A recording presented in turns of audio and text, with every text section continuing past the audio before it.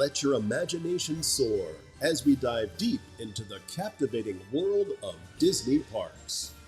It's time for the Extra Magic Hour podcast, where the fun never ends and the magic is limitless. Hey, welcome kids to the show. We have an interesting show. We're going to talk about Disney Hollywood Studios, and I have a prediction, which I'll talk about later. But we're going to talk about parades and street entertainment and some of the other entertainment. But we have a guest with us, and that is the OG Disney cat. Bill, give us a little introduction. Tell us all about the OG Disney cat. Thank you, Tony. Pleasure to be here with you again, talking Disney. I'm the OG Disney cat. That's my handle. You can check me out on YouTube and TikTok, Instagram, Facebook. Just having some fun and talking Disney and seeing what the world brings to us. Excellent. Two longtime Disney nerds talking Disney. What could go wrong? Yeah, what could be wrong with that? All right, like I said, we're going to talk about the studio. So just kind of give you a little brief history. So from 1989 to 2001, there were really no long-running daily parades, which is weird. It all started happening with the first one, and Bill can talk about the first one, that we have a great picture. This was one of my favorite parades. And the other thing I feel like I feel like the parade should come back to the studios. In the early days, the parade route was very short. It was from like the Jedi stage to the entrance of the park, and that was it. It went around correct. The long way, not the short way, thank God. Around the long way. yes. Down Hollywood, and that was it. It was over. So it is very small, but I think now with Toy Story Land, Star Wars Land, it could start in Toy Story Land, go around the back, go through. But there are some tight areas and things like that. But I feel, even if they did the original route that they had, route, anyway. But we'll dive deep into that. But I got a lot of thoughts myself. Yeah. So, you want to pick up the first parade that we got going there, Bill? Yeah. So this is Stars and Motor Cars there, but I got to tell you, there were a couple of like interim parades that were before this. Mm-hmm. That I loved. I loved the Hercules parade. Mm-hmm. I thought the Mulan parade was pretty good, and we'll talk about that a little deeper. But now this Disney classified those as cavalcades. Cavalcades, right? Because they were to introduce the movies to the people. Yeah. They were great, though. I got to tell you. I mean, I took my youngest son. I guess that was 96. Right. He was a year old. And we saw that, and he loved it. And I mean, he now knows it through the videos that we took. Yeah. But that was one of his favorite films growing up. But he loved the fact that I had that parade, and he used to watch it all the time. Anyway, Stars and Motor Cars. I thought it was great. I mean, well, first of all, the park at that time, for me, that was really. I mean, I'm a long time Magic Kingdom guy, and we've spoken about that, and you know that. But when Hollywood Studios opened, man, it was such a fun park. Even though it didn't have all the attractions and stuff per se, but there was so much live entertainment. I loved it. Yeah. And this parade, when it started, I thought was great.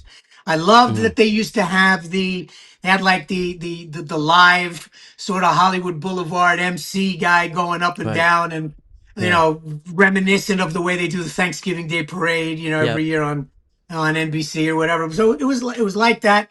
The cars were probably the star attraction. They were great.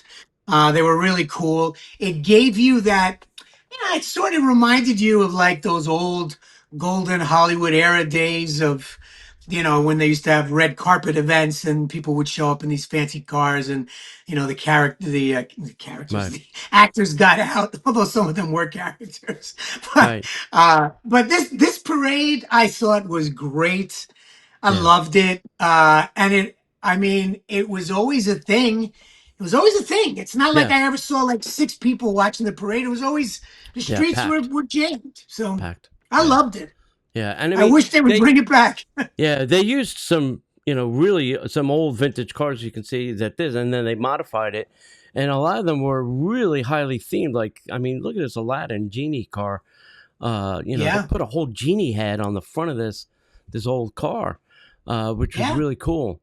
It was great. And then you Yeah. had, you had Aladdin inside and Jasmine and all of Yeah. that. It Yeah. was great. Yeah. Yeah. It I was a lot of loved it. fun. Yeah.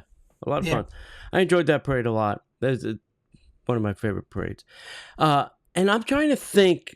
Originally, oh my God, I can't even remember. I don't think Residential Street was there when the park opened, or was it? When it first opened, Yeah. no, it No, opened a it came little later. bit later. Yeah, it Yeah. came in the night. Right. So park opened in '89. I Yeah. want to say that came in. That might have been like late '90 or Yeah. '91, maybe Right. something like. Right. Right. Yeah. Yeah. So this Michael Eisner, who created this park and built this park. Thank you, Michael. It was a working studio. They were shooting movies and films here. Brother Bear was done. Animation was done here, and they did shoot on the residential lot. Actual TV shows. The Mickey Mouse Yep. Club, the new Mickey Mouse Club, was Right. shot. That was the one with Yeah. Brittany. JT and Yeah. Aguilera and Yeah. yeah. Yeah. So it was a real working studio. That was and they were kind of stealing this from Universal. Universal had, California, obviously a studio, and then they had the studio Yep. tour, and they were like, well, hold on, wait a minute, we could do it better. We can put attractions and, so Yep. Yep. I appreciate it. It's a great park, man. I mean, I know we're going to talk about the live entertainment and the parades, but Yeah. just to dovetail off of you, I mean, MGM Hollywood Studios, now Disney Hollywood Studios, it's a great park. I always have fun when I'm in that park, always. Yeah. And I do wish, and I think hopefully now we're starting to, let's get back to the Hollywood that never was and always will be. I love that theme. Love it. Yeah. So that's a good thing. We should mention that too. So this park was originally called Disney's MGM Studio. They had a partnership with MGM at the time. And at the end of Hollywood was, it still is, Grauman's Chinese Theater. It's a replica of what's in California, if you've ever been there, where the Dolby Theater is, and the Oscars are taped every year. So they had that. And part of the story is when they built the Sorcerer's Hat, yes, it was for an anniversary, but then they also got into a disagreement with the people that owned or took over the Chinese theater, and they did not want their theater to be the sole icon of the park. So they put the big giant hat to block that view. So you saw the hat, and that's why the hat stood for so long until this disagreement.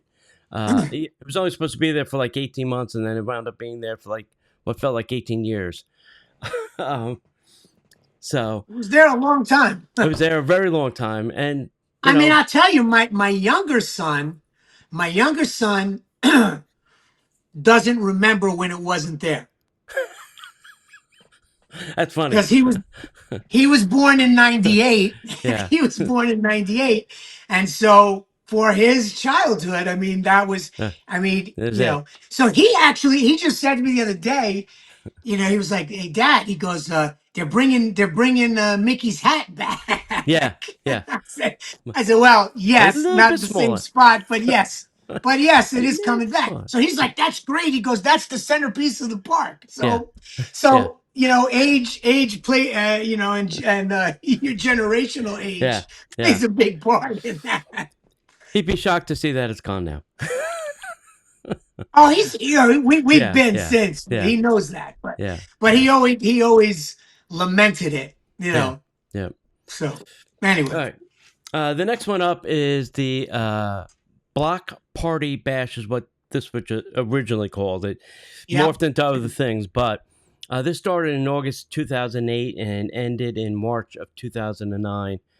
It was then retooled into a Pixar thing, but this was like it kind of went down the parade route, stopped. They had a party. Everybody got out. They danced. The people came off the float. They threw little balls around and stuff. Yep. It Yep. was more to, kind of get people. The park became a little bit crowded, so it was kind of suck people into a central point, get them out of the lands, get them to the central point. And that's a lot of times what the parades do. Kind of resets the park because everybody goes to the parade area, and then they get redispersed back into the lands of whatever land they're choosing to go to. Right. Typically, it's the closest one they're nearest, but so this was more dance party entertainment than it was just a go down this parade route kind of thing. And then this morphed into what became I don't have a picture of it, the Pixar Block Party Bash. Came the Pixar, right? The Pixar parade, right? Right. Or Pixar right. party. Right, and that ran from 2009 to 2011. It was the same thing, street party concept. Now it had Pixar characters, not just all kinds of characters. The original one, I think, had Goofy in it. There was Pluto dancing and stuff like that. This was more Pixar characters, Toy Story, and I Monsters, think Incredibles. Didn't they import the block party? I thought began at DCA at Disney's California Adventure. It might have, and then I think they imported it, to Florida. Yeah. And then in Florida, to your point, then they revamped it and made it all Pixar. Right. And you had the Pixar characters. But right. That was again, things like that I think are, we've spoken about this before. There's a certain element and audience in the parks who their theme and what they want to do in the parks is the live entertainment stuff. Yeah. They want to see shows. They want to see the parade. Yes. They want to see the marching bands. They want to see all of that. And things like the block party or a parade kind of do, or a cavalcade now, they do that.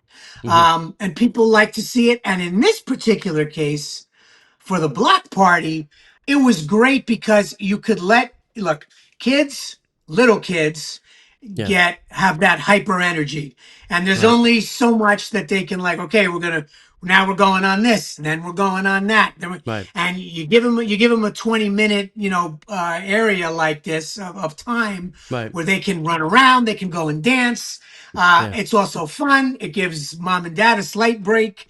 And the kids make a different kind of connection, if you will, with the characters, and it's great stuff. I mean, I know, combination of Chapek and the pandemic, we lost a lot of this. Yeah. But man, Disney, if you're listening, this is the stuff you got to bring back. Yeah. Today, all the parks, but specifically Hollywood Studios, has lost its entertainment.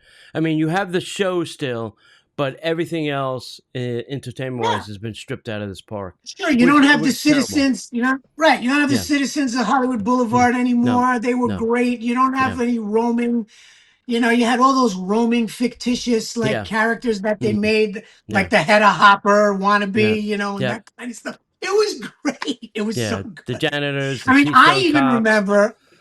I'm old enough to remember. I mean, when it first opened, they were pushing the Dick Tracy movie and so they had a Dick Tracy show. They had Dick Tracy characters walking around. It was that was pretty cool.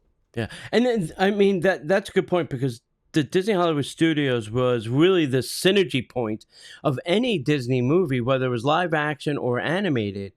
Somehow that IP immediately, or before even the movie got out, was the place where, Disney started talking about the next thing. And it all happened, the studios. I mean, it didn't happen in the Magic Kingdom because they didn't think it was relevant. But, the studios was really the synergy point for all the movies that they were doing. Yeah. Yeah. So, all right, let's talk Absolutely. about this next one, which Mando coming out this weekend. Yeah. As we speak. Yep. Yeah, you want to talk about Yeah, this I one? mean, Yep. so this was the Imperial March. Um, it was, I mean, there wasn't. I'm of two minds and thoughts on this. Yeah. I Yeah. mean, it was definitely it had an inflection point of excitement Mm-hmm. Mm-hmm. because you would start to hear that music, and they would start to clear you off the street or Yeah. make way Right.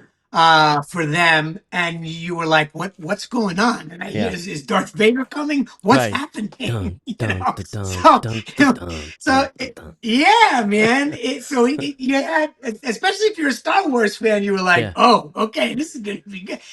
But then, I mean, really, in essence, all it was did the march. They did the march up, up Hollywood Oh boy. Boulevard there, And out the door. and they stopped a few times, Yeah. and they were a couple of inquisitions. We're looking for, we're looking for, the rebels and all of Right. this kind of Right. stuff. Right. And then they walked up to where we were just talking about, where Mickey's hat used to be, and Right. they would stop, and a couple of minutes of getting mostly military orders about what the first order is going to be Right. doing, and then they dispersed, and that was that. But Yeah. look, it to your point, it drew some attention. It Mm-hmm. kind of reset the park a little bit. It Yeah. called everybody into the center hub, Right. and and off they went. But look, it was. I'd rather have it than not have it. To put it that Right. way. Right. Yeah, and this kind of did morph a little bit because they did do their march thing. It always started in the front of the party. They did their march to where they built the stage in front of the hat.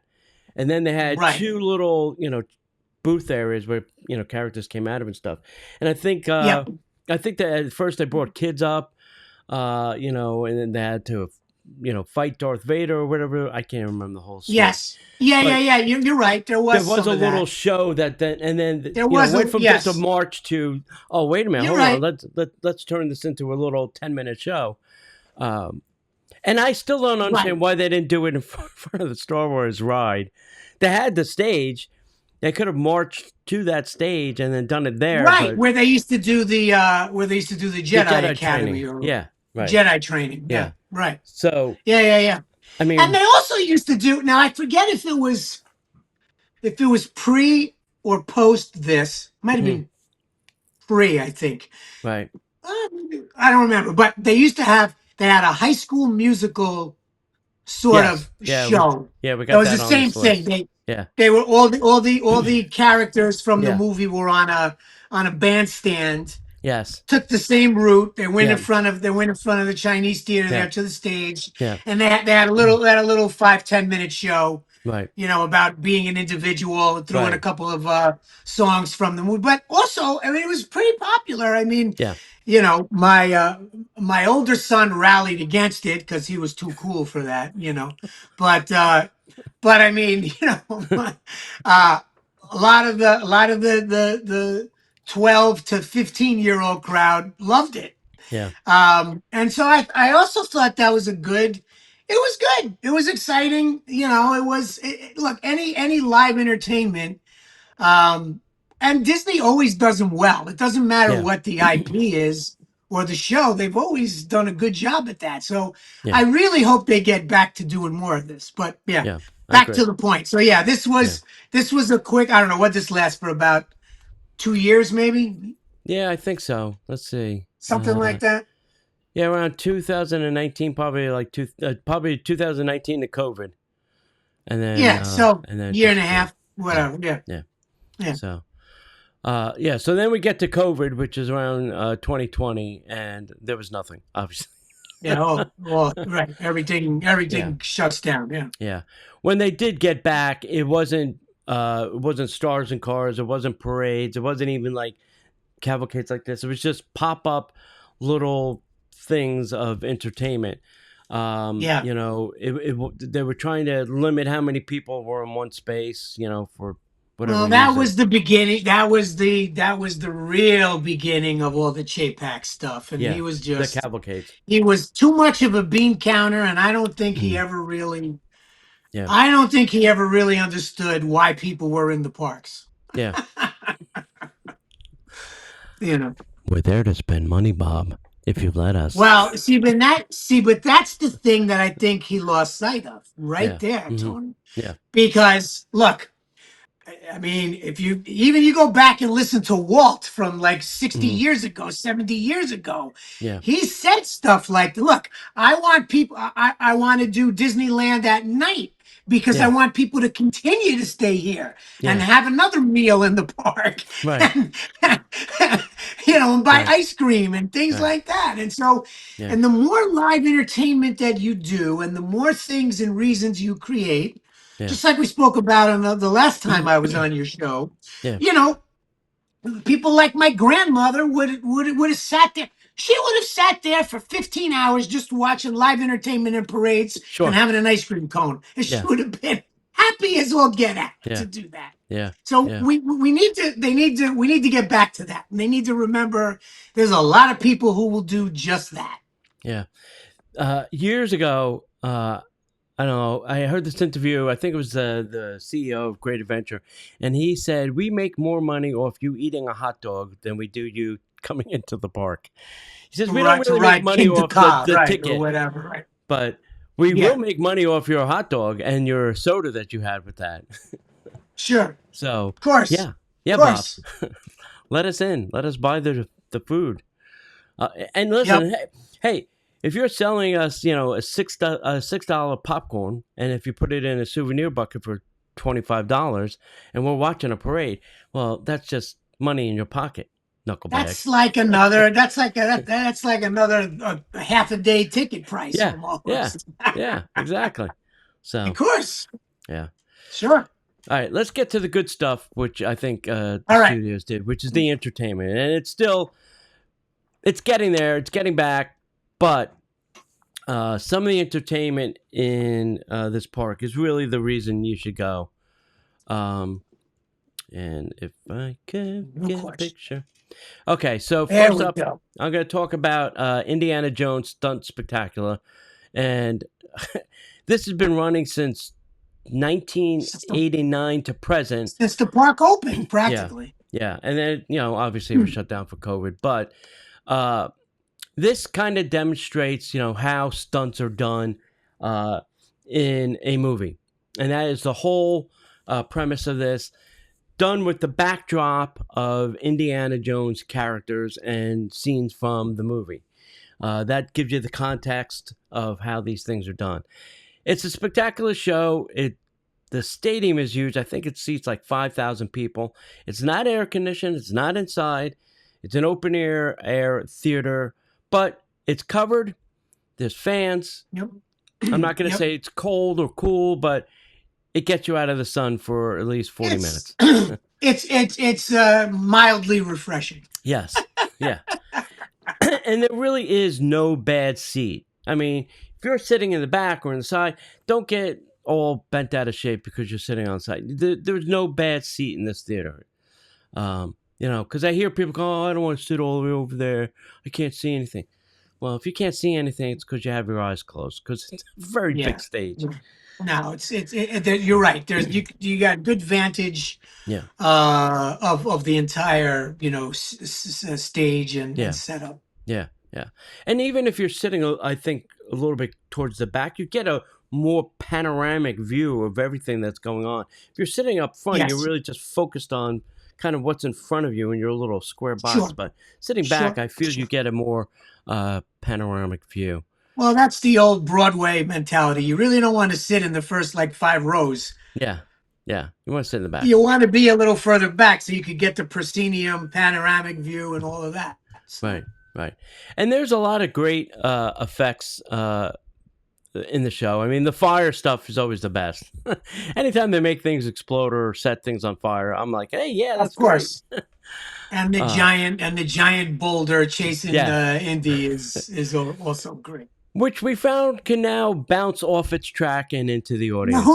knew? Who knew it was a rubber ball, right? Who knew it was right? Who knew it could actually hurt somebody? God bless that cast member, man, Yeah, because he probably saved some people from some bodily harm by yeah, jumping in front of that thing. But yeah. Because I man, imagine if that thing actually got height, with its bounce, and then bounced into the audience. I mean, that could have hurt some people. no So, question, you definitely hurt some kids. yeah, yeah. If you don't know Anyway, what we're but talking about, go Google it or YouTube it or whatever you're gonna do. yeah, yeah, the two Yeah, Disney nerds are geeked out for a minute. yeah. Um, and they've changed this show of recent. I feel they've shortened it somehow.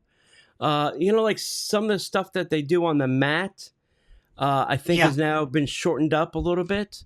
Yeah, they Um, used to do a longer right. They used to do a longer setup and show you how to take a punch, how to take a fall, how to right, do those right, types of things. Right. right. So, Yeah. I feel they've cheated this show a little bit, but anyway. All right, next up, you can talk about this one if you like. Sure. So yeah, the Beauty and the Beast show, which is Yeah, man, that's been there for a really long time as well. right. I think the only I think I have a vague recollection of it was a Hunchback of Notre Dame show for like a minute. Yes. Mm-hmm. and then I guess Yes. Beauty and the Beast. But Yeah. um great show. I mean it's really Broadway production caliber show. Mm-hmm. Fairly long show. I think it runs about Yes. 40 minutes. Yep.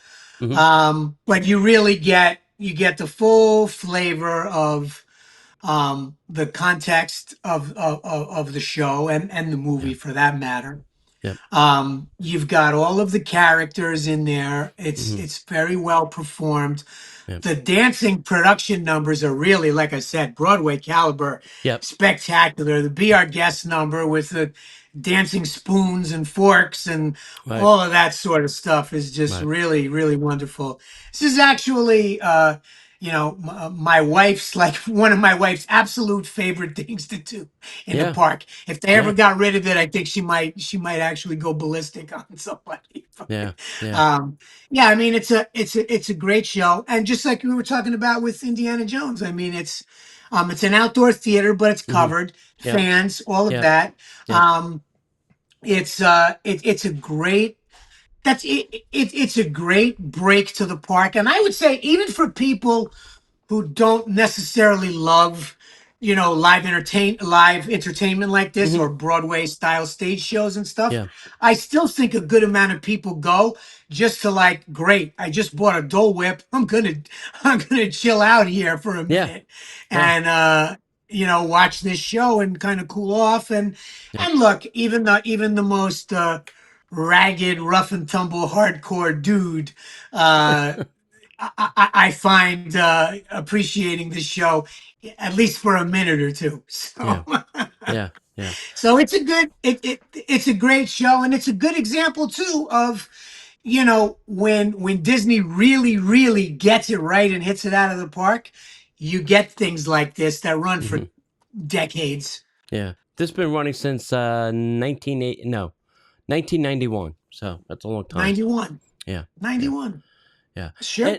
And there's two things. So one is they do some special events here. So I went to it was what is it called? The Pixar Jollywood Nights stuff. No, besides that, it was a Pixar thing. So they had Oh.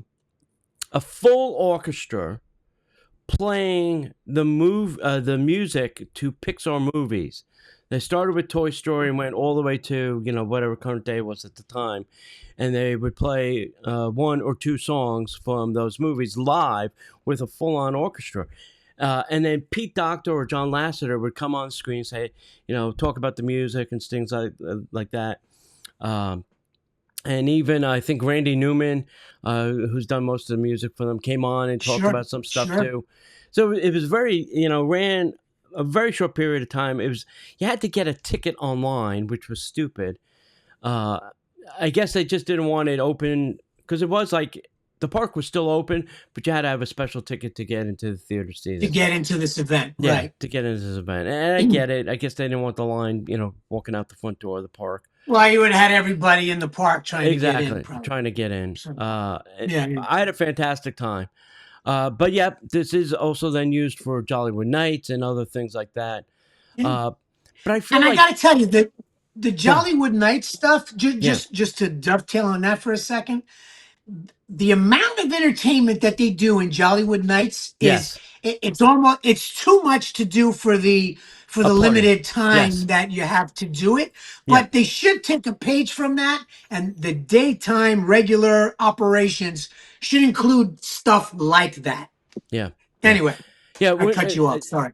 Yeah, when I go to Jollywood Nights, being that I'm a pass holder, I don't do any rides or any attractions. I do the entertainment because I can't get it during a regular park day. Sure. And now that they've moved, we'll talk about it, moved my favorite fireworks to this show, this event. I'm pissed now. I have to buy a ticket every year. But back to the show that they do here. Yeah. Yes, Beauty and the Beast is great, but if you've been on a Disney cruise ship, they do Broadway stuff, which is spectacular.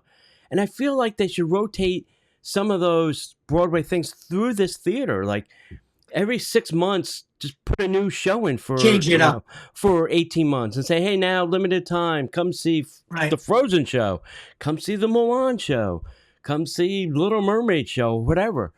And I think if you change that up, then your people are going, oh, wait a minute, they have a new show. I have to go see that. Now that gives me, or maybe gives many people reasons to go to a park because they want to go see the new show.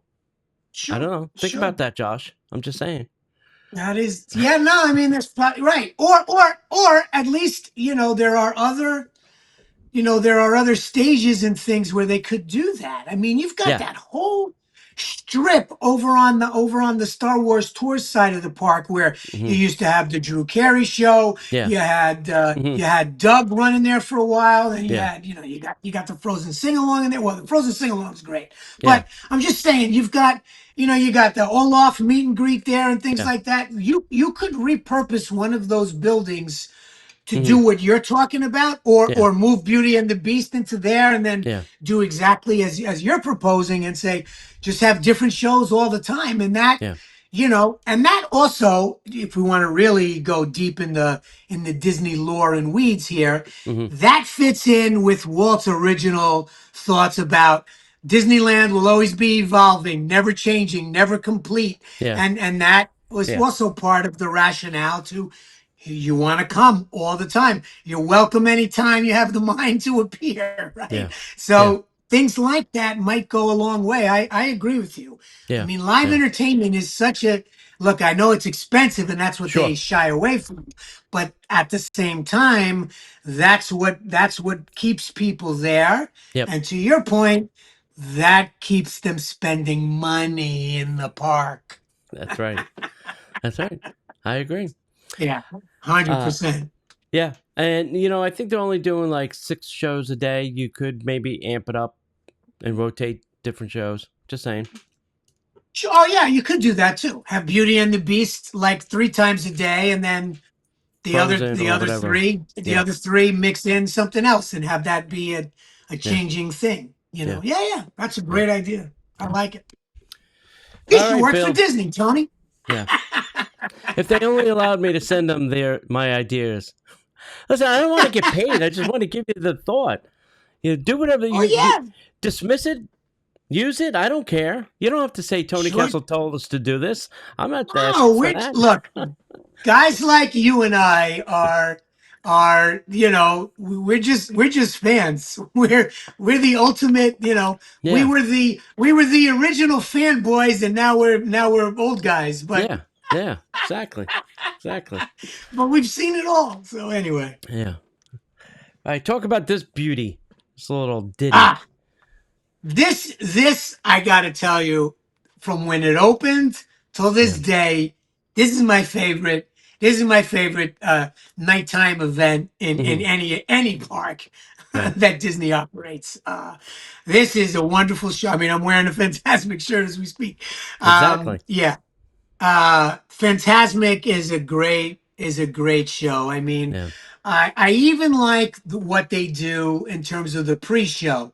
Hmm. So, obviously it's a big outdoor amphitheater. I mean, So that's got a I whole, I can don't know tell what you, to tell me. 7,500 in seats, and they top it off with standing in the back for a total of 10,000. So there you go. So you've got Well, 10 actually, a little and bit it's, less since they started doing that dessert party thing next to the sound oh, booth. right, right, Yeah, it's a little right, bit less, right. but it's almost close to 10,000 now. Yeah. So you've got 10,000 people and it is almost Yeah. always to capacity. So Always. you got 10,000 people filling in. You have to get there a little early if you want to get any kind of a seat of any Yeah. kind. Yeah.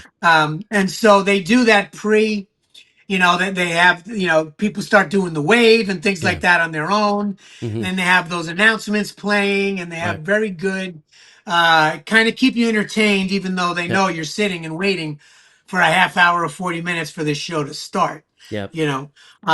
But the show itself is great. I love the concept. It Hmm. is for those of you that haven't seen it or don't know, I mean, it's basically Mickey falls asleep. It's his dream, and Hmm. his dream goes from all of the happy, lovely thoughts and all those Disney Hmm. things that we all know and love. Hmm. It morphs into a little bit of a nightmare, Hmm. and then Mickey has to battle all of the villains, All his basically. demons. All the demons, yes. And it's great. And then it Yeah. has a wonderful big bang send off Yeah. with the boat and all the characters on the boat and the Yeah. music. The score of this thing is just. I mean, I Yeah. listen to it in the car sometimes, and Yeah. Yeah. It I is get good. pumped up, listening to it. So, Yeah.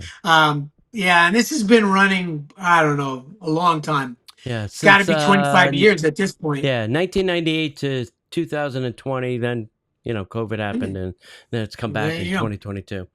Yeah. There you This go. this has transformed a little bit too. There was the boat accident where I think it was Pluto fell over on Goofy. So they changed the way the characters are now, on that. They took out the Right. Pocahontas scene. They have shortened this up a little bit, tightened it up, let's call it. I think pulling out the Pocahontas thing was a good move because I Yeah, love the Aladdin part. yeah, right, I think right, adding the Aladdin part is really, really yeah, good. But anyway, yeah, yeah. yeah. So it has changed a lot. I'm not going to say the story's changed, like the Bill described the story. That is still valid. They've just tightened it up a little bit. I don't think the runtime has changed awful much, but I still I think think, it's about the same. yeah, it's about the same. And one of the special effects in this is they light the lagoon on fire. Yes, they're lighting water on fire. And the first time you see this, you're like, "What the hell is going on? What are they Yes. doing to light And water?" before they light it up, you kind of also get that uneasy moment because Yeah, you can see you start to see that there's something going on the water, and right. it's It's the bubbling. flammable stuff Yeah, that they're laying out over the top. yeah, But it almost you're almost like, uh-oh, did something go wrong? Is yeah, this like we're about to get evacuated? yeah, And then boom, that freaking dragon comes out, sets the whole freaking yeah, lagoon on fire. It's yeah, amazing. yeah, yeah. And Yeah, when you talk about entertainment budget, this unfortunately is very heavy in entertainment budget money that's spent in the sure, studios. sure, I forgot what sure. the character the cast count is, but it's a lot. I mean, because you have like 50 characters on this boat, and At yes, least. they all have to get paid. Besides all of the ones that are in the show, and some of them play Then yeah, double right, parts. Though the right, one scene they're doing right. this, and then the next scene they're doing something else. So it's not like they're each individual thing. Just to Right, and give the an idea. ones that are in the show itself, Yeah, aside from the boat, I mean, yeah, that's a special. I mean, yes, they they're need to be stunt people and yes, acrobatics and right, aerial artists and all that yeah, kind of stuff. yeah, So, yeah, yeah, yeah. Uh, Also, this was one of the first places I ever saw like a water screen. So they put up this spray of water and then they project on it. I Yes, think, the laser on the yeah, water, yeah, awesome. yeah. The lasers are fantastic. Uh, they're probably using weapon grade lasers at this.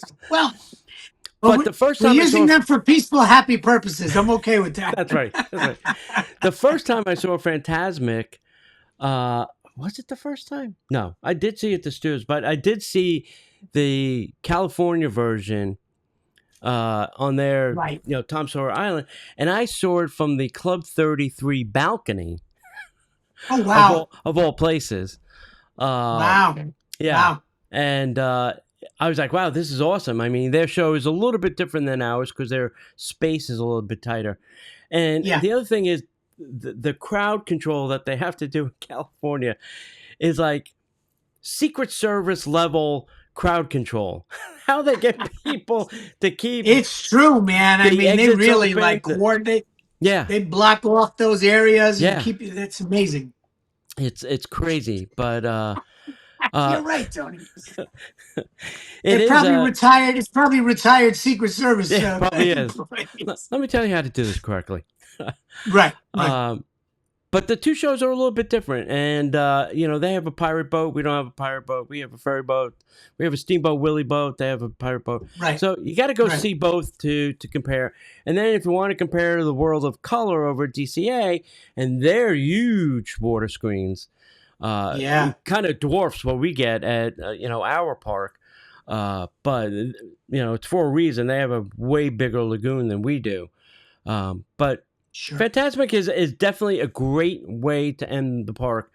The only thing I forget the schedule now. I think you have to see if there is the fireworks show. You have to see that first, then go see Phantasmic. I can't remember if you could If they're verse doing it. double Yeah. Phantasmic, Then yes, yeah, you do the do the fireworks in front of first. Hollywood, Yeah, and then in go front of to Grauman first, and yeah, then go over yeah. to Right, right. Yeah, right. yeah, yeah. Yeah, Because there's no way to do uh, when they're only doing one Phantasmic. yeah. That's one of my little nitpicky I things. know, I know. Because I'm a lunatic enough that I would do both if I Sure. could. But there's no, because they don't let you walk out. They loop you all the way back around To the entrance. down Yeah, to the front of the park after yeah, Phantasmic, and yeah, you'll never make it back in time yeah, when there's only one version. But if it's yeah, a night when they're doing double Phantasmic, then do the fireworks first, then do Phantasmic. Bingo. That's a yeah, great. That's a nice 1-2 punch to end the night on. yeah. My other tip is if you want a good seat, do the Phantasmic dining plan. So Oh there's right. like Hollywood and Vine, Brown Derby. I think one other restaurant now participates. Well, it used to be Mama Melrose, Yeah, but that's not there that's there anymore. anymore. Yeah, So I don't know what they replaced. I gotta check that out. yeah, I don't yeah, know what they replaced it with. yeah. But yeah, you could do Brown Derby, Or Hollywood and and Dine. Vine. Yep. So you buy a dinner package, just a little bit more expensive. You pick your dinner time.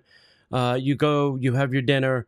You get a wristband, and then you get special seating in the front. Now, my Right. other tip to tell you is pay attention to which way the wind is blowing, because if it's blowing towards the seat, You get to do you get the windscreen, the water screen now blowing all that water at you from the in your entire 40 face. minutes of the show, and you're soaking wet, That's and you don't correct. know why. That You're that's like, right. is it That's raining? No, it's not.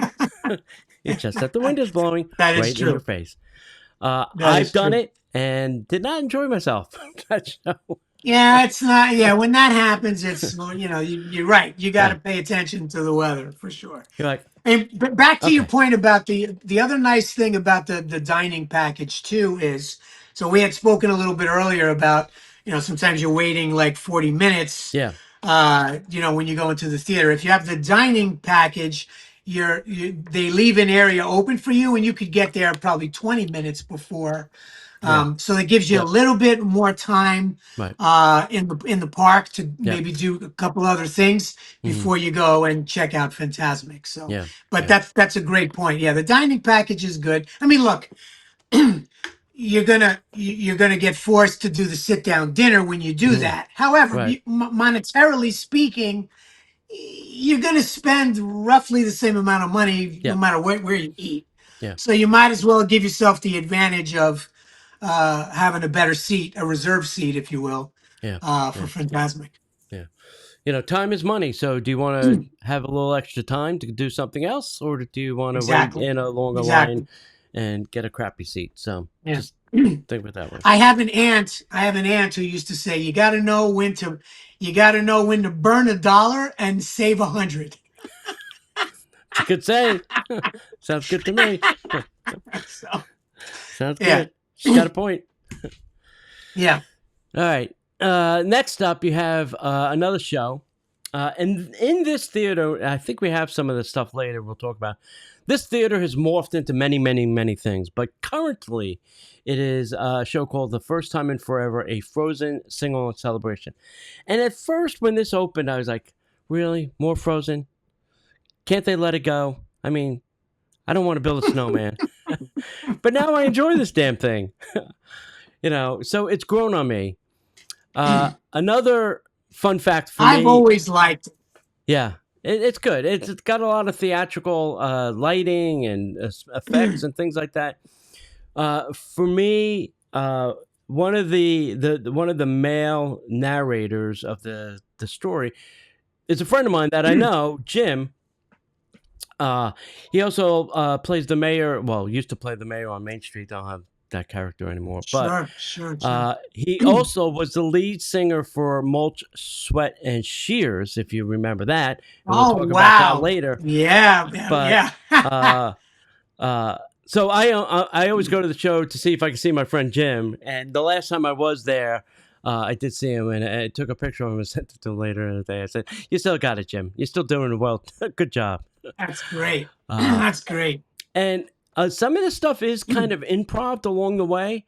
In the beginning, it was a pretty tight script, and they kind of loosened up a little bit, allowed the narrators to kind of, I can't say go off script, but just improv a little bit to do a little bit of improv, yeah, right? you know, if the crowd is digging it, that go a little bit off script and have some fun with it.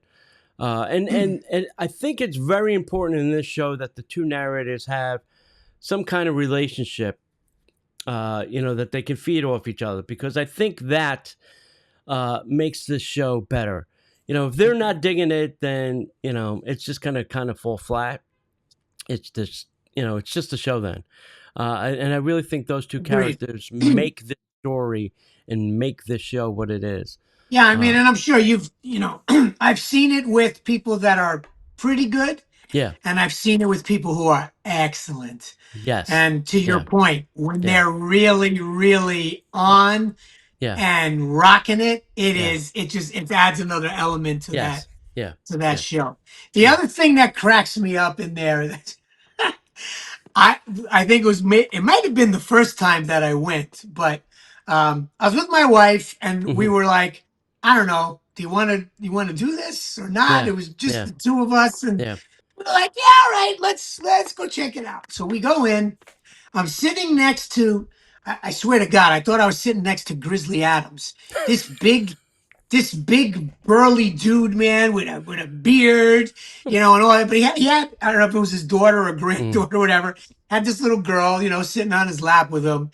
And, the show starts, and next thing I look over, this dude is singing full throttle with his daughter, granddaughter, whatever, and just going out, bawling out, having a great time. And then, at one point, which I don't want to steal the thunder yet, we'll probably get to it, but when you get to that fairly amazing part of the show where things are happening, this dude is crying.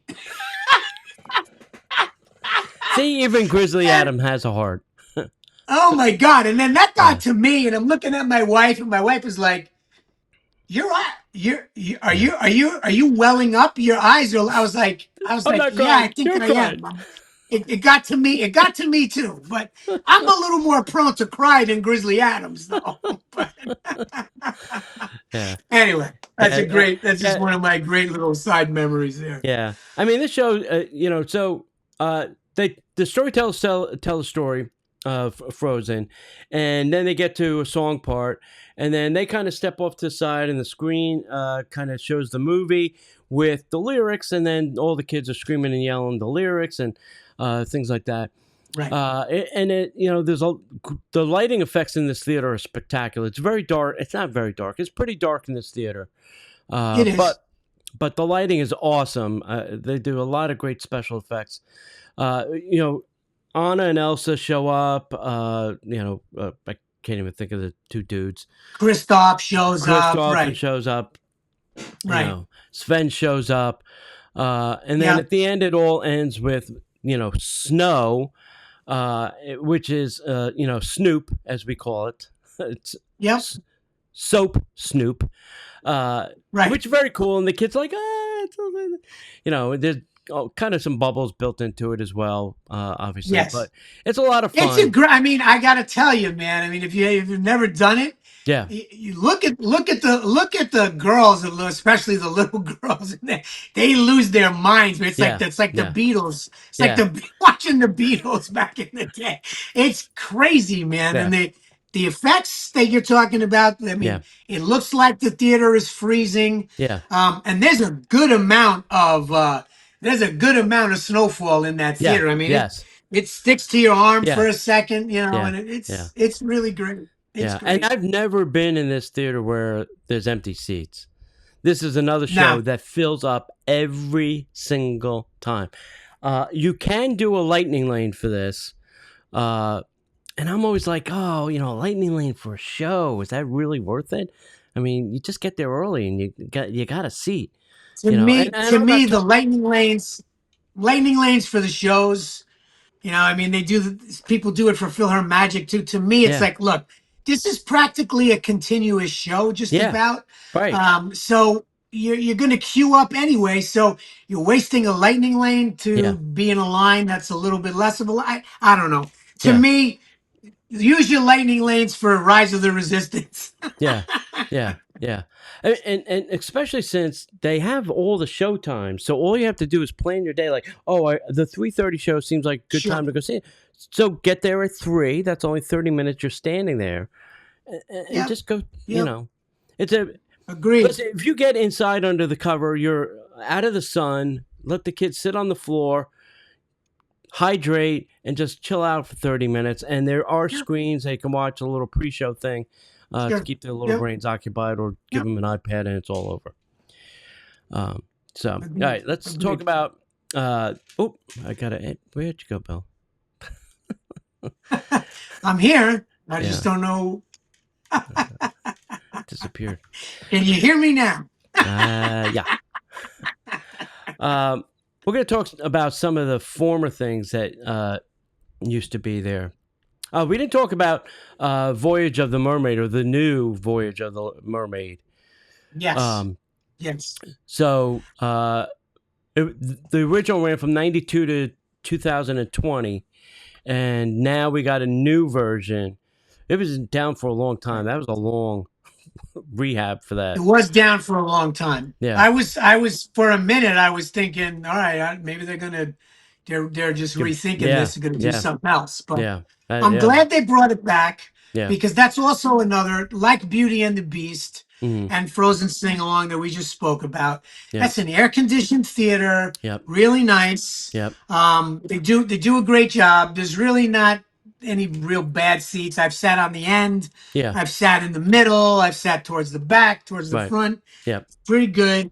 I do like, basically the changes now are, they're using a little more of the live, puppetry, which I like. I think that's a nice addition and enhancement. But it's essentially the same show. It's this, it's the story of the Little Mermaid condensed into a half hour sort of format. But you get all the good songs, you get the great parts, you get the central theme of the show. Great show. Yeah. I saw a video. They showed this to Jodie Benson with some of the cast, the studio cast, and it Right. made Jodie Benson cry. So if it can make Jodie Benson cry, you should probably go Gotta be good. You take a should look check at it it. out. Yeah, Yes. now that she's what is she, the fan ambassador for D23? You should She is. pay attention to Jodie. She is. Uh, For those that don't know, she was the original voice of Ariel. yeah. If you don't know, if you don't know. If you don't know. Yeah. I was at the expo where she became a Disney legend, and that was the most heartfelt speech I've ever heard a legend give. I mean, she whipped out her original Disney cast card. Oh, her key. She got the key to the... Oh, that. No, her cast card. And, she said, when I, was leaving, they said, well, we have to take your cast member card, and she said, well, over my dead body, and she kept it. And good for her. Yeah, good for her. Good for her, right? So yeah, anyway. she got the going way back. I mean, when so she was originally in the Broadway production called Smile, yes, which was written by Howard Ashman and Marvin Hamlish. Oh yeah. There was a song that Howard Ashman wrote in that play called Disneyland, which she performed. Yes. And at the I don't know if it was at the premiere of the Broadway show or somewhere thereafter, they had Mickey Mouse present her with a key to the kingdom. Yeah. And she was an honorary member of the lifetime honorary member to the kingdom. But that's good stuff, Tony. Good stuff. Yeah. You want to talk about this first one on the former things that used to exist at Disney Studios? Sure. So, I guess originally, what was that called? Superstar Theater, or yeah, I think it was Superstar Theater, right? Yep. Yeah. So this was a show where they allowed, where the audience, certain members of the audience got picked to be a part of the show. Right. So, and they had the TV clips from various popular TV shows like, I Love Lucy, Golden Girls, and things like that. And they would pick, and it was carefully orchestrated. So if I remember correctly, it was like they needed some young men and women for one part. Yep. They picked older people for another part or whatever, and then they would this was really all the pre-show. So the pre-show was them talking about the show you're about to see, and are you excited, get you all hopped up, and kind of like the way they do game shows or late night TV shows and things like that. Now they get the audience like fired up so that they're in a good mood when the talent comes out. And then they would pick people. I actually was in I was in the Golden Girls skit. Oh, nice. And I played the detective. Nice. They gave me a trench coat and all that stuff. I think I had like one line or something like that. But for the participants that got to be picked, they basically gave you a feel and flavor for, this is how it is. You're going to be in front of a green screen. Right. You're going to be in front of a green screen, and it's going to look like you're there with, everybody in the cast. Right. And here's your line. Here's your mark. Here's where you're going to stand. They give you everything you need to do. You do it. They film it. And then you go back into the audience, and then you sit and watch the show. Right. And then, obviously everybody around you says, "Oh, you're the guy that they picked here in the show." Blah blah blah. Whatever. It was cute. It was it had its moments. It was fun, and it was fun on both sides. It was fun getting picked to be in it, and it was fun just to watch it. And again, it was another one of those, to our earlier point about how it was a working studio, most of, or a good majority of the attractions that you went to during the day were all of, like, you felt like you were actively participating and viewing and seeing and being a part of an ongoing, production. Yeah. And it was great. It was great. Yeah. I remember they had Johnny Carson's desk there for a Yes, while yes, when Johnny kind of threw in the mic, more or less. yes, yes, But yes. yeah, I used to love going to this. I don't think I ever participated, but I did enjoy it. It was, watching how TV was made. It's cool. It was interesting. Yeah, So it was great. And they picked, I mean, and they picked the stuff from TV shows yeah, that people knew. right, Like the I yeah, Love Lucy set was the famous one on the conveyor right, belt with the right, chocolates and yeah, things like that.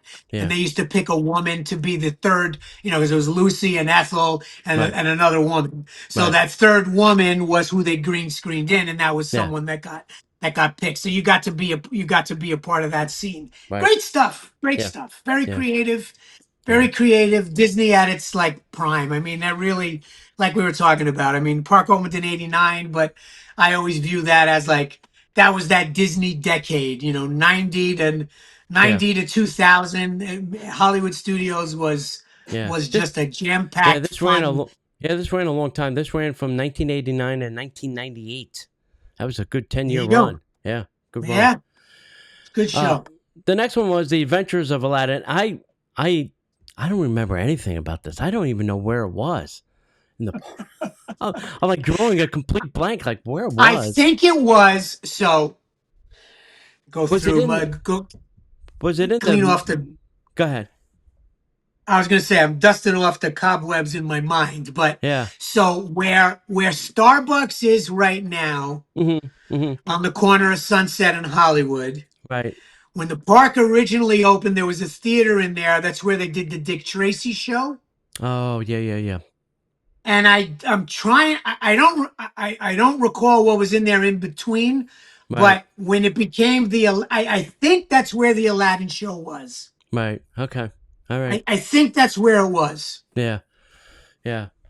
And they're saying that this was a comedic. I can't even a comedic It show. I was don't. well. It was only there for like what, about a year and a half. It was pretty quick.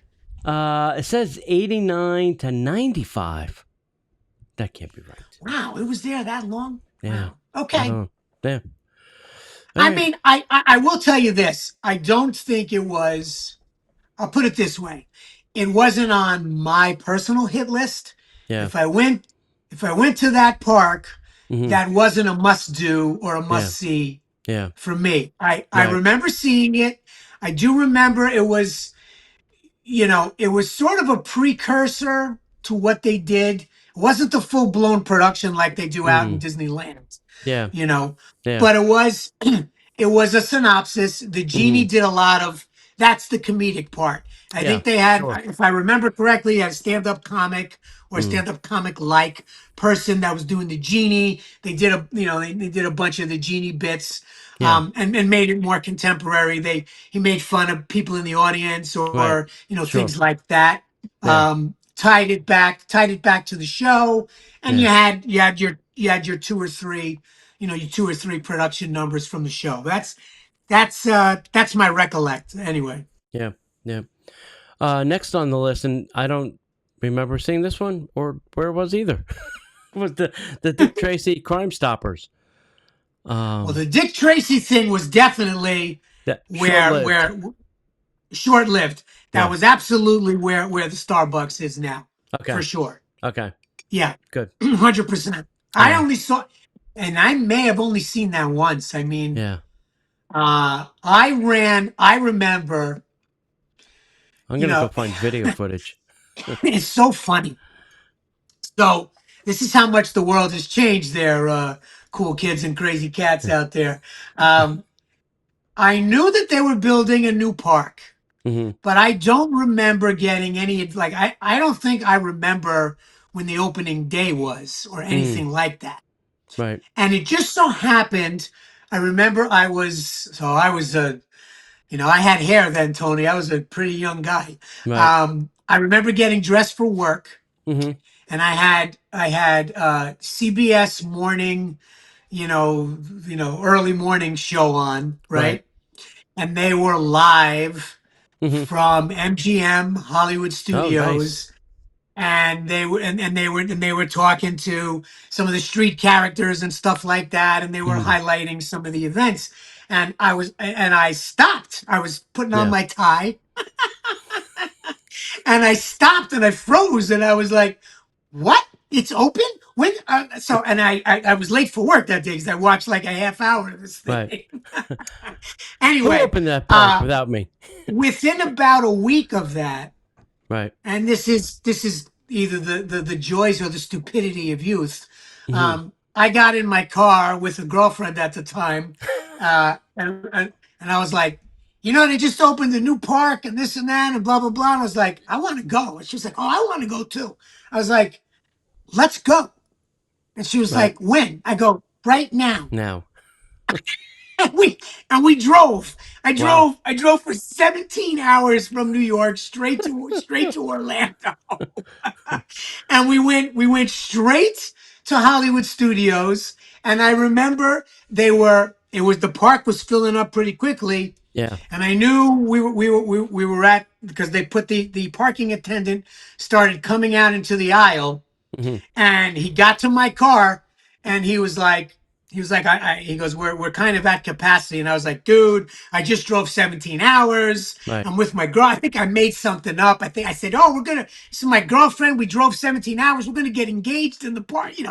Not true, but I just to, and the guy was like, all right. Parked. He goes, all right, you're the last one. He gave me a ticket. I put it on my windshield. I was the last car that they let park that day. Wow. Wow. But I went to the park, and that was when I saw Dick Tracy. Wow. Jeez. But Wow. that was 89. Yeah. Yeah, that's crazy. We kind of spoke about this. This was the Hunchback of Notre Dame, which was in the Beauty and the Beast theater. Yep.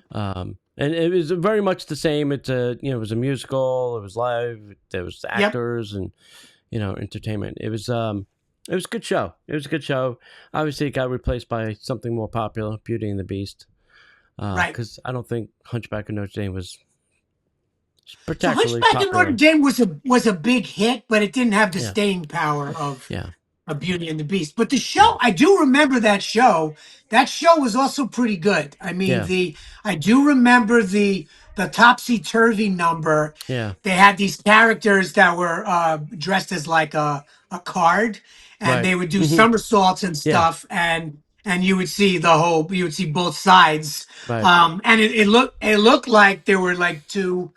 I don't know if it was live people or really, really, really good. One head was was a mannequin, but I think it very well might have been two people, and one, somebody's on their hands and the other one's upside down, and they flipped over. So wow, it was great. It was a good show. I enjoyed it.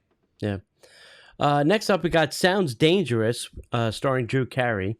This ran from 1999 to 2012, and this was over where the Mickey movie is right now. Right next shorts. to Chinese right theater. Right next to Star Tours. Yeah.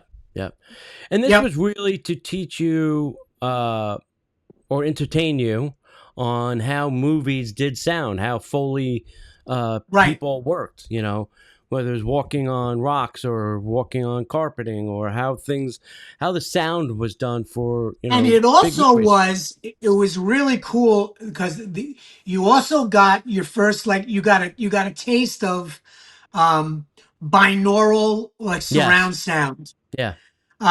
Because I remember there's one scene where, like, the theater goes dark, and it felt like you had a newspaper over your head. Yeah. And it really felt like you had a newspaper on your head. Yeah. And you could hear things like sort of behind your ears and things like that. Yeah. Oh.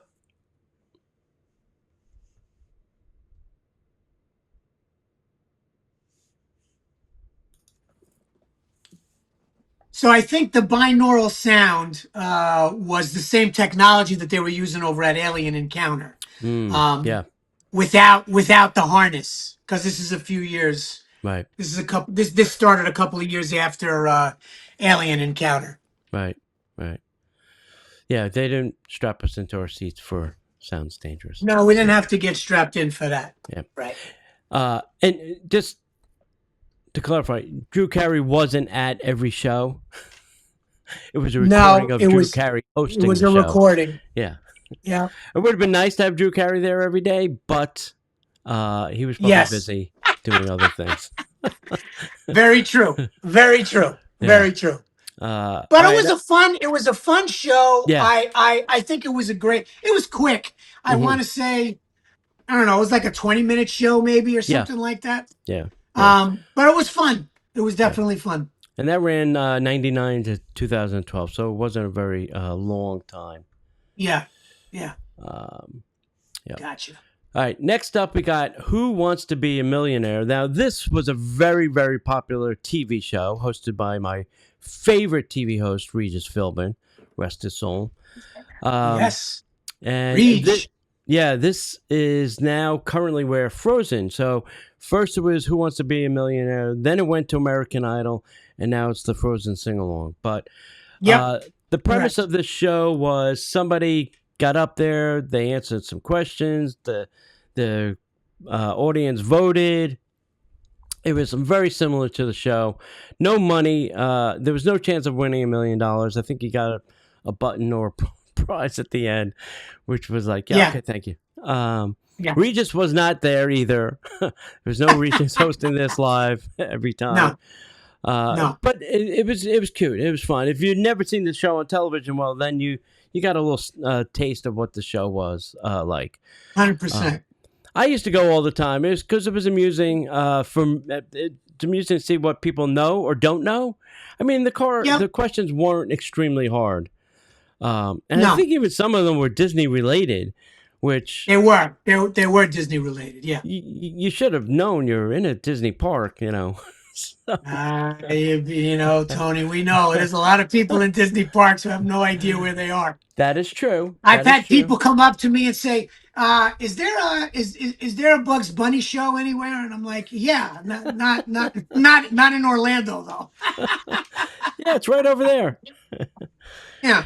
If you just go right down that way and turn left. You gotta go to Six Flags Atlanta. It's the closest you can get. If you just walk out that exit and then turn left, you'll be fine.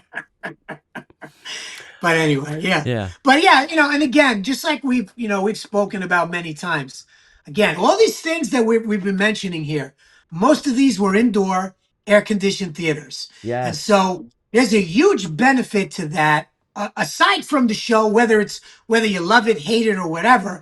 The just for many people, the idea of like, let's get out of this heat for a minute, it's great. It's a great reprieve for the day. So, and if you're entertained in the process, so be it. Grand slam.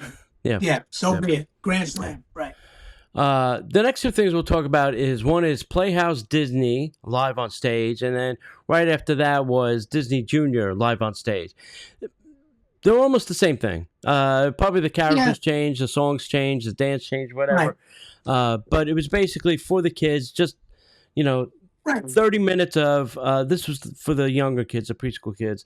There are no seats for the adults. There's a couple benches in the back for grandma and grandpa, but it's just let them go in there, dance, burn off energy, and move on to the next thing for the day without having a meltdown. Yeah, and it was at the time a lot of the Disney Channel, Disney Junior Channel stuff.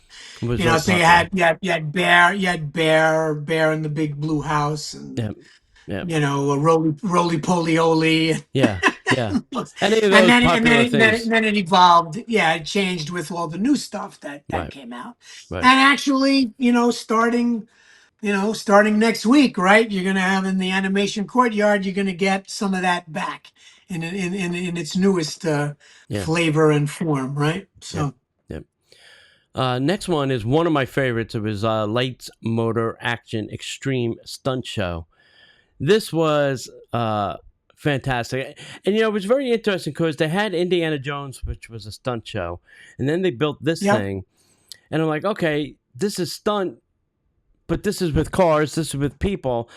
So it's very different. And there were many chances for this thing to go horribly wrong.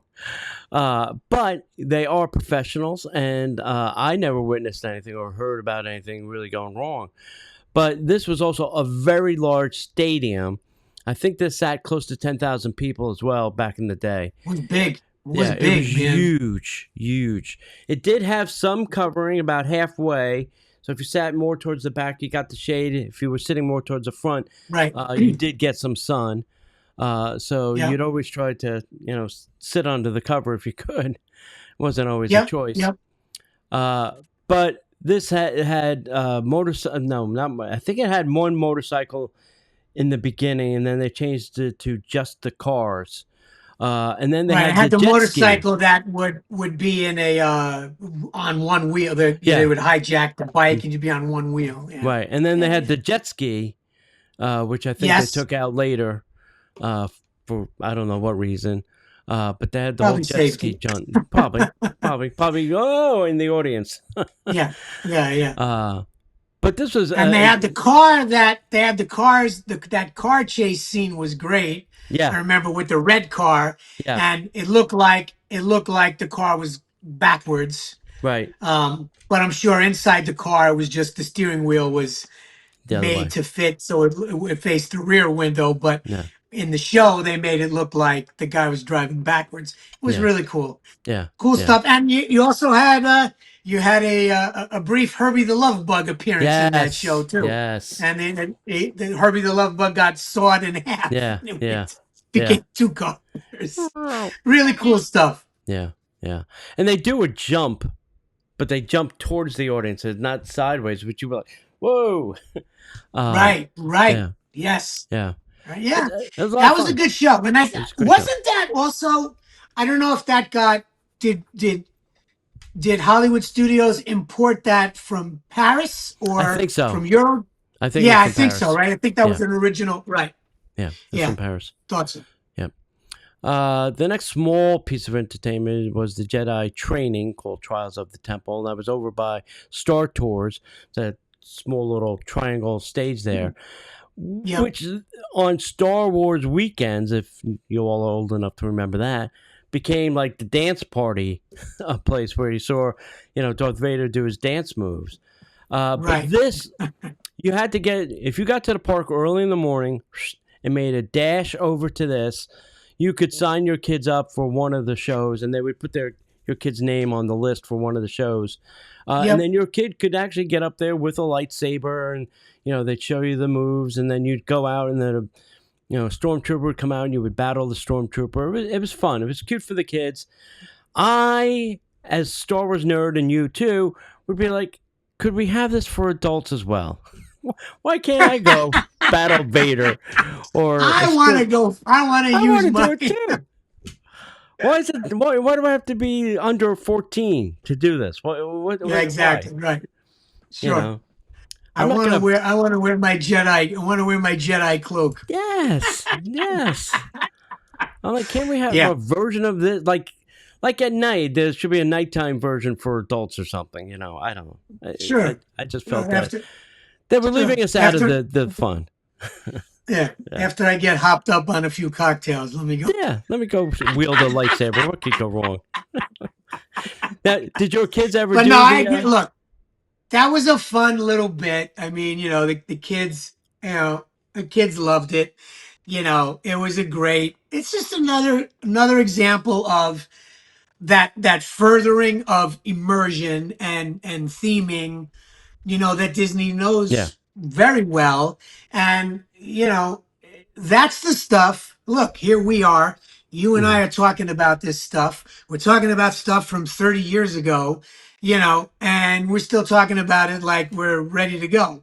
Yeah. And that's what happens to kids, and kids remember that, and then they become adults and they go, oh, I got to take my kids, and I want them to have these same memories and experiences over and over again and again and again. Yeah. And that's the beauty. That's the beauty of Disney World and the Walt Disney Company.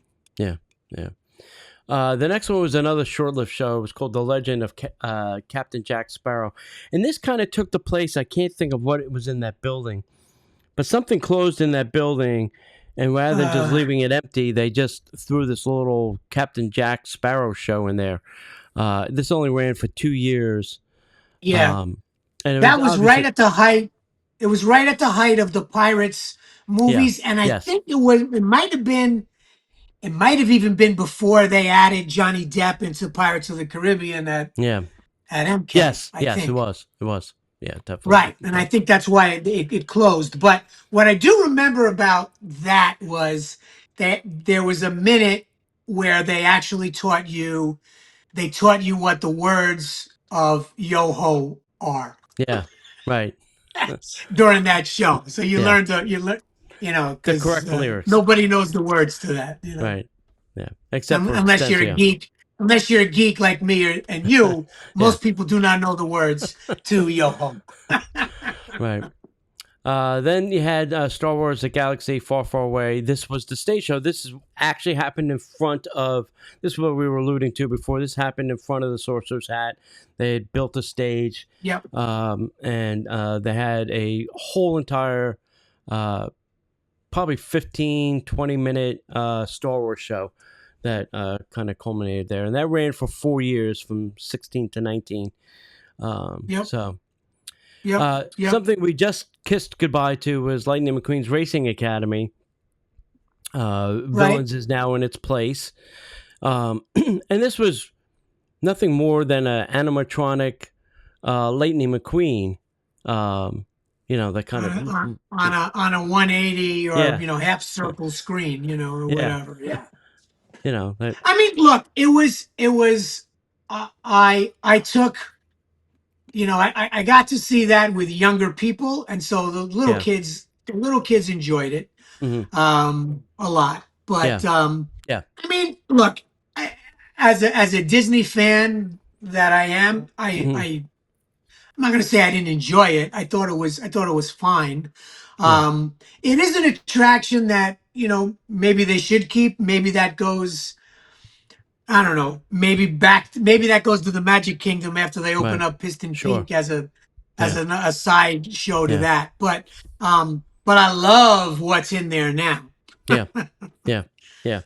And it's interesting because that building was built in recent years, and they're calling it a black box theater so that they can transform it and put anything they want into it. And it originally was nothing more than a comfort center for people. It was air conditioned. There were charging Yep. places. They sold drinks Yep. and some snacks. And you just went in there. You sat down and you You chilled went in out. there, you could change your kids' diapers. You Yeah, could put the strollers off to the yeah, side and yeah. They had kids a took a little nap. dance floor. Characters would come Yep. out occasionally and Correct. dance and Yep. meet and greet and do stuff like that. And you had a little better character experience because it was indoors, it was air conditioned, so they could spend more time. The characters weren't out in the sun getting sweated up. And then Right. they changed it. 100%. Yeah, they started doing the villains dessert party in there. And then I Yeah. think a light bulb went off, and then somebody said, "Hold on, villains! People like this Yeah. villain thing. People We are like this selling out stuff. these. Let's have a show. Right. Yeah, let's have a show. Let's build a whole themed land." So Yep. that's what we're gonna get over at the Magic Kingdom. So we'll see how that Yeah. I mean, goes. I got to tell you, the villains happily ever. First of all, the songs and the score to that, I think, is just great. Um, and I've seen it a few times now. Yeah, And it is not, because I've seen some people saying, "Oh, it's always, Cruella always wins," and I'm yeah, like, "No, I've been in there yeah. when Captain No, Hook won." yeah, So that's not the case. no, It's not the same show every time. no. It's not. Um, that's a home run, and Hmm I hope, Tony, that's a precursor of the thinking on the Imagineering side of Yeah, what we're gonna get at Villains Land, because yeah, I'm hopped up for that. yeah, yeah. It's a good show. It's a good show. Yeah. We're going to talk about some nighttime spectacular things. And studios, like I said, hold some of my favorite nighttime things. One of the best was the Osborne Family Spectacular Dancing Lights. I don't care what you call it. I just call it Osborne Lights. You can call it Dancing Lights. But, this started out kind of small. And if you don't know the whole story, so Osborne's lived in Arkansas. And the dude had one house and he lit it up. his daughter wanted Christmas lights, and she wanted it big. And then he bought, the neighbor's house, and he did the other neighbor's house, and he bought other, and it became a whole big. It was like thing. the whole neighborhood. Yeah, the whole neighborhood became a thing, and he passed very away. Similar to what goes on in Brooklyn at Decker in Decker Heights, or here in Celebration on Jason Way or whatever the street that is. Oh right, yeah. So Osborne passed away. The family called up Disney, says, "Hey, we have lights. Do you want them?" They said yes. So they sent all the lights down to Disney, and they put it up on the streets of America and Residential Avenue in the back, and set up the whole light thing. With those Christmas lights came the purple cat. It was a Halloween decoration that got mixed in with the Christmas things. So then Disney started hiding the purple cat, and every year you had to go find the purple cat in the Christmas decorations. Then Residential Street went away because they built stunt car thing back there. So then it was just, Streets of America. And then from what I heard from a couple different Imagineers is what we saw in later years was not actually the Osborne lights, because they were afraid, there were so many of them, electrical issues. They would buy new lights every year. So they'd literally get cut down, they get thrown away, recycled, whatever, and they would buy new lights every year because they didn't want the park to catch on fire. Sure. Which I approve that safety measure, but it was probably expensive. Yes. But as a pass holder, I used to go all the time. I mean, I would grab a coffee and a snack at the rider stop, and then just go and sit on the curb and watch Christmas lights for hours on end. It was awesome. It was awesome.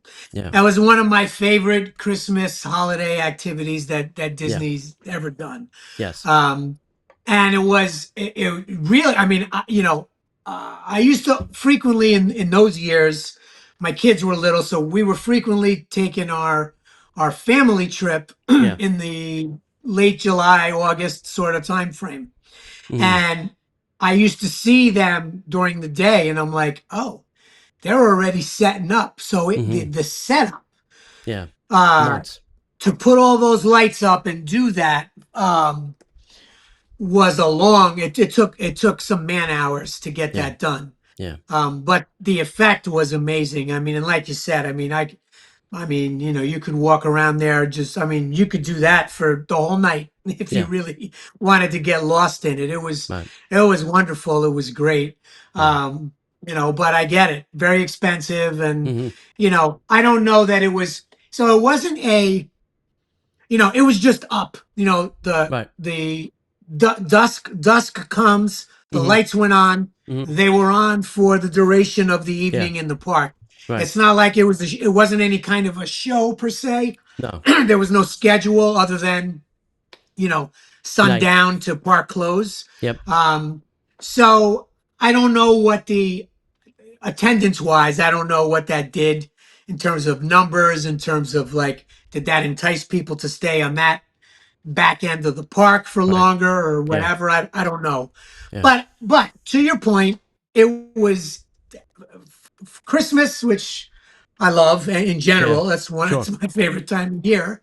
Yep. And then to be at Disney and have all those lights like that made it an extra sort of spectacular thing, So it was.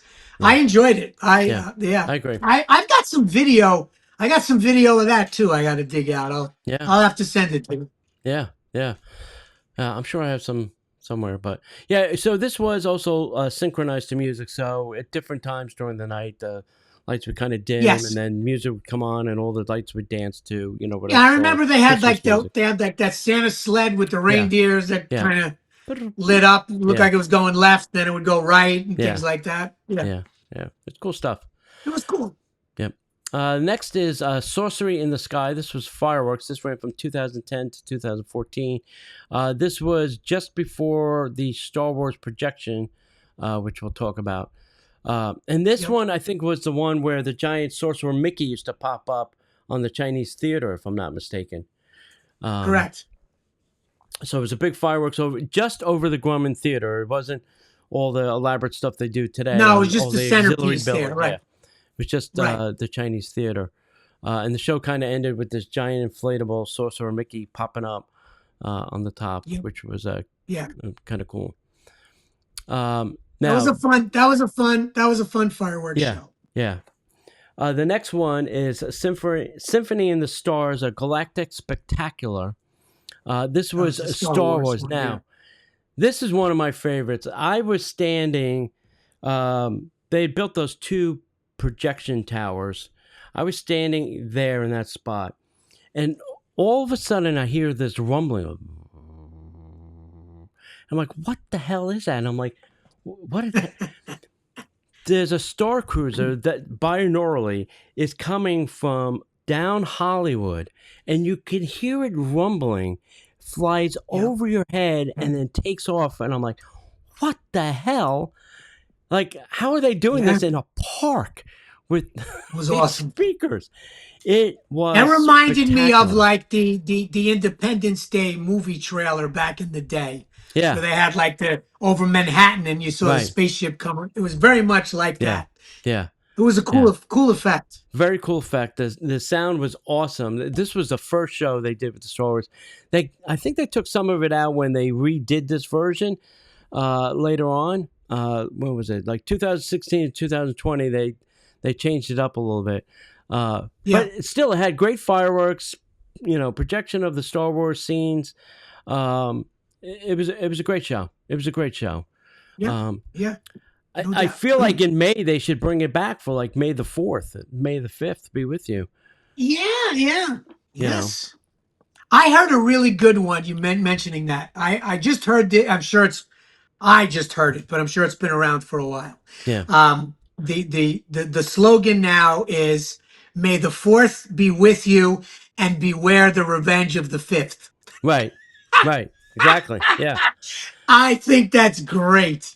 Yeah, because I have a Disney calendar and it has May the 4th, and then for the 5th it's Revenge of the Sith, Revenge of the 5th. There you go. Yeah, I love it. I love it. Another Christmas thing was Jingle Bell, Jingle Bam. Now I have a little insight into this. I was at a D23 event here in Florida. They do the expo and then they come to Disneyland the alternating year. And this Imagineer, Anthony, gets up on the stage and he's talking about this thing. His enthusiasm for this show. I was like, all right, dude, I have to go see this now because you're overselling this a lot. I mean, you're overselling this show. And I'm thinking, is it really going to be that crappy that he's got to oversell it?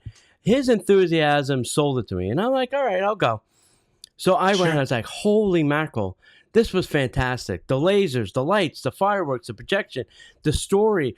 I'm like, it was totally encapsulating. And for a while, D23 used to have like a special event. You buy the ticket, you got a little dessert party, and then reserved seating, close up front to watch this. And I did that for years. Then, I don't know, it went away. Then it went away completely. And now they're only doing this show on Hollywood Nights, Jollywood Nights. Jollywood Nights, yeah. I'm like, what the? Come on, really? I got to spend $149 to go see a fireworks show now? Really? Disney? Thank you very much.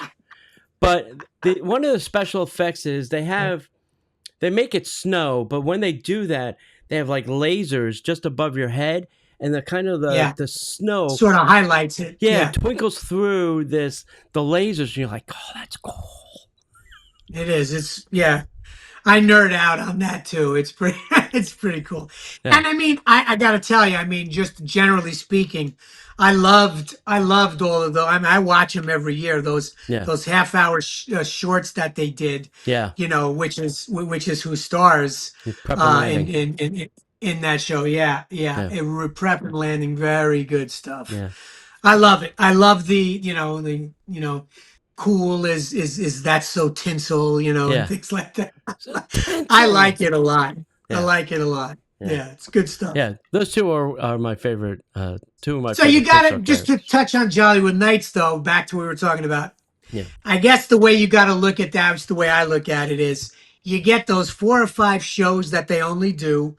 Yeah. on Jollywood Nights. Hmm. Yeah. You get that fireworks show, Yeah. and I personally like the tip top lounge thing that they do Yeah. with the 1930s swing band in front of Right. Tower of Terror. Right. And I'm with you. I mean, I don't need if I'm going to Jollywood Nights, Yeah. I don't need to go do Rise of the Resistance that No. night. No. I'm just gonna like totally nerd out on all of the shows Yeah. and the Yeah. fireworks. Yeah. The ice skating stuff is cool. You wish it was a little bigger area, like they could put more than two people on it, Yeah, yeah, or yeah. four people. But it is what it is. The space is limited. I get it. You can't take up the whole park It's with an good ice skating stuff. rink, but It's it's good. still I mean, cool. look, it's the right as we've been discussing. Yeah. It's the right idea, the right concept, and the types of things that people want to see. Yeah. So. Then over on Sunset, you got the Sunset Seasons greeting. That's where they do a little show on the Tower of Terror, a little projection mapping, Christmas song plays.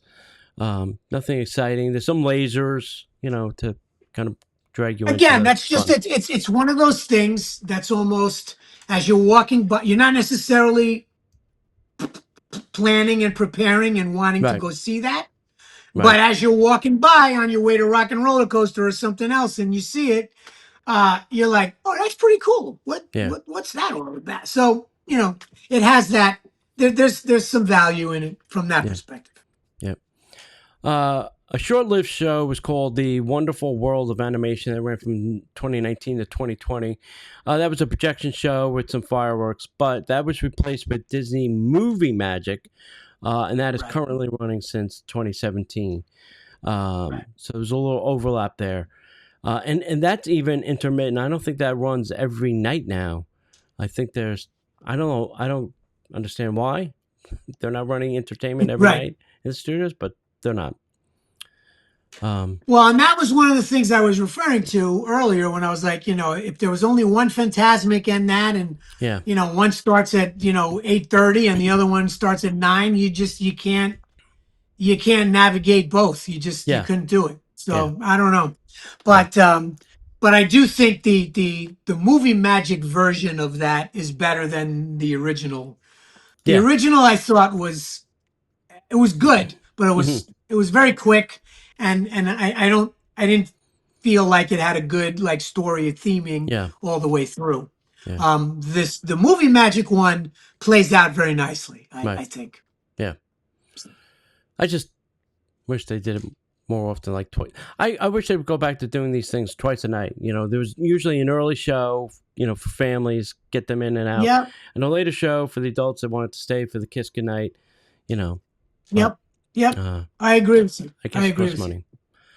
I asked the cast member recently about over at the Magic Kingdom. I asked them if they still do the Kiss Goodnight, and they were like, "What are you talking about?" And I said, "Well, it used to be." And I'm trying to let me give explain you a it. kiss before I leave. So I was trying to explain it to him, and I'm doing my horrible, like, and then the music would change, and you would hear this sound, and it would go on the castle, and she was like, "I don't know what you're talking about, but that sounds pretty cool. Like, I like the way you're doing it." And I'm like, "Yeah, I'm not doing it any justice. Trust me." Anyway, just a sidebar. Yeah. But I'm with you. Yeah, I would like to see more of that type of stuff at night for people like us that want to, stay in the park until you basically throw me out. Yeah, right. All right, there's a couple live things or the reoccurring street entertainment. One was the Citizens Hall. We kind of spoke about this. There was a bunch of little actor groups that would, just walk around the park and do random things in random places at random times that were never on the show schedule. You just stumbled across them and you enjoyed it. There was the Keystone Cops had a bit. There were the two like little janitor guys that did a bit. There was the director guy that did a bit.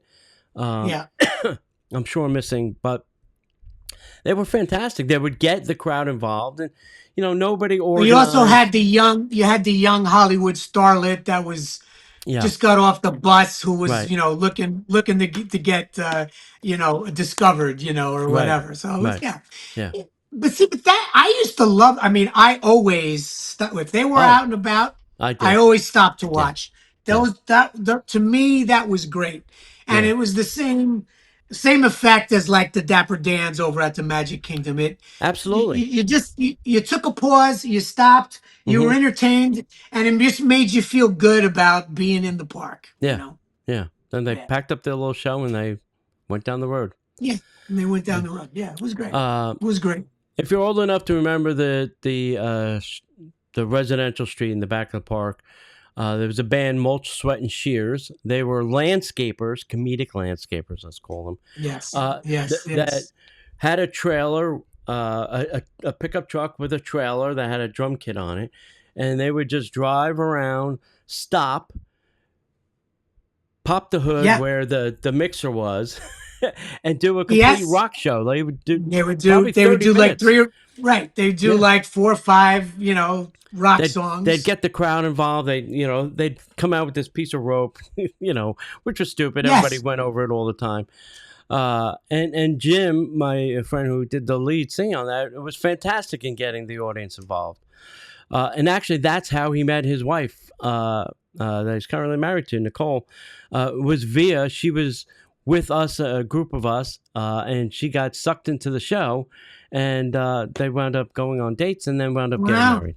So That's a great story. yeah, so And that was a I missed him. good that was good live I used to like Yeah, that. I used to kind of look for I was like, "Oh, are those guys out today? I want to see them." Yeah, yes, that was because they played great music of the '80s and the '90s. Like My Sharona, and songs that you right. could dance to and have fun with and stuff like that. Yeah. But It was great. it's good. It was great.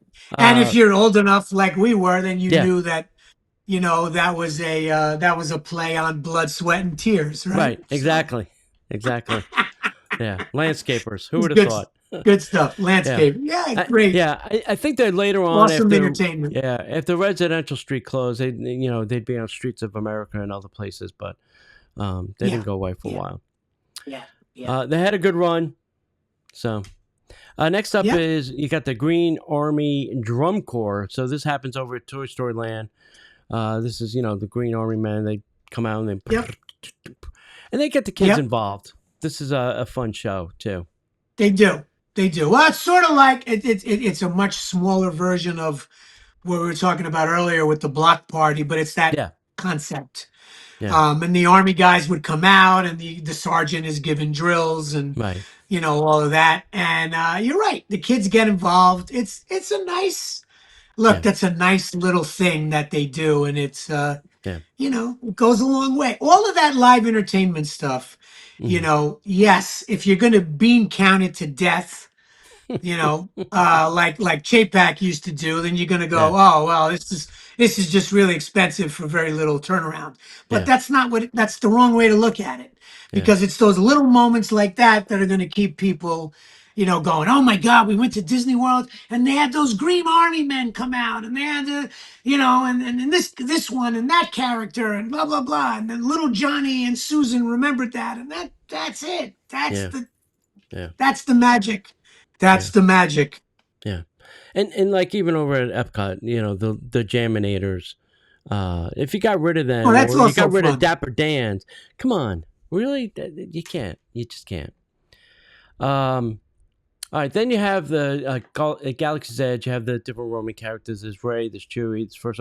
Now, the older first three movie characters are now being included in Galaxy's Edge. They've kind of broken the canon a little bit. Gonna let the characters we really well. They closed Star Wars Launch Bay, so they have no place to go. They have Right. no home. But I feel like this is the area, and Toy Story Land are the two areas like there should be characters all day long. Like if you're roaming around that area, you would expect to bump into somebody Sure. that, whether it's Boba Fett or a stormtrooper or a droid or R2D2, R2D2, C3PO, somebody, something, right. somewhere, somebody. Like I feel Yes. like this is the place that there should just be free roaming characters like all day, every day. And I agree. I understand it's money again, and these costumes are hot and stuff. But I'm not saying you can have 2-3 people play. I don't want to break the illusion for him, But but two, there's three enough. people. But there's enough characters that even with for the performers' Yeah, health and well being, yeah, rotate it.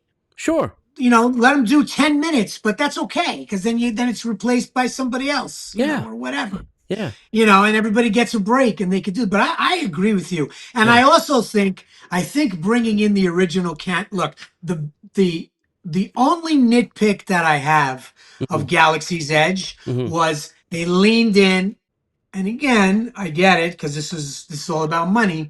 They leaned in way hard on episode 7, 8, and 9, Hmm. Hmm. and that's what they largely based it on. But people, the average person who's not a Star Wars junkie like you and I are, Yeah. want to see Luke and Han Hmm. Solo Yeah. and Yeah. Leia Yeah. and Darth Vader, Hmm. not Kylo Ren. Yeah. Yeah.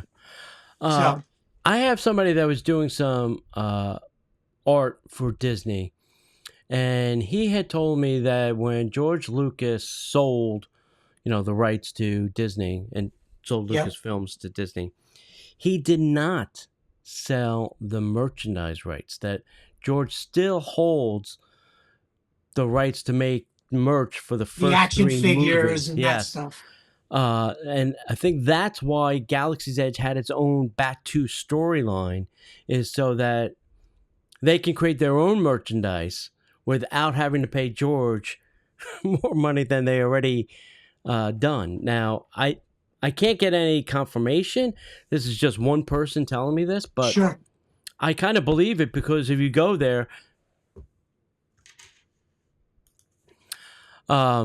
yeah, so I don't know if that's true or not, but it's interesting because if you go there, there's really no, Star Wars Merch. original merch back there. It's all in the one store over on Hollywood Boulevard, That and makes sense. they keep the I things I separate. I get that. I get that. I get it. Lucas doesn't want to give it Yeah, all away, right? So sure. merch is still a big thing. I get that. Yeah, But you know what? Cut a deal with the guy, man. Just yeah, let us have, that's what we want to see, the original canon. Like you right. say Star Wars to people, nobody's talking about, Jar Jar Ray Binks. and Kylo Ren, and everybody's like, no, yeah, oh yeah, Luke Skywalker. That's who you want to Yeah, see. Darth yeah, Vader, yeah, yeah, Obi-Wan. That's what yeah. everybody wants. Right. But And I'm then glad to see that they're at least including it, at yeah, least from a character perspective. And I do think that'll go a long way. And the Mandalorian overlay at yeah, Smuggler's Run, the Millennium mhm, Falcon at Galaxy's Edge, I think that they're on the right track, man. yeah, They're on the right track. yeah. The next item, this was seasonal entertainment. This was Star Wars Weekends talking about Star Wars.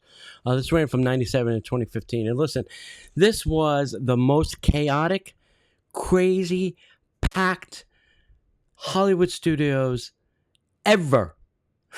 Sure. This was, did you ever, you must have come down for one of these weekends. I actually I think I was only there for one. Okay. That was always a time of year for me that was kind of Mhm. tough to get down there. Yeah. But Yeah. I did go to one. But I do what I will say is that a lot of what goes on May the 4th now all the Yeah. time Hmm. is a Hmm. lot of that kind of stuff, and the fans are doing it themselves. Yeah. I mean, these salutes that they do, they all go and jam in front of in Yeah. front of the space, in front of the Millennium Falcon there, and they're Hmm. doing lightsaber salutes and Yeah. chantings and all Yeah. of that kind of Yeah. stuff. I mean, it's wild. Yeah. Yeah. And I feel like I think Star Wars weekends came from they used to do soap weekends, um, Mhm. and things like that, and I feel like you can still do this. I mean, you have the whole ESPN. I know that's not a great place, but there was some. They built a huge arena.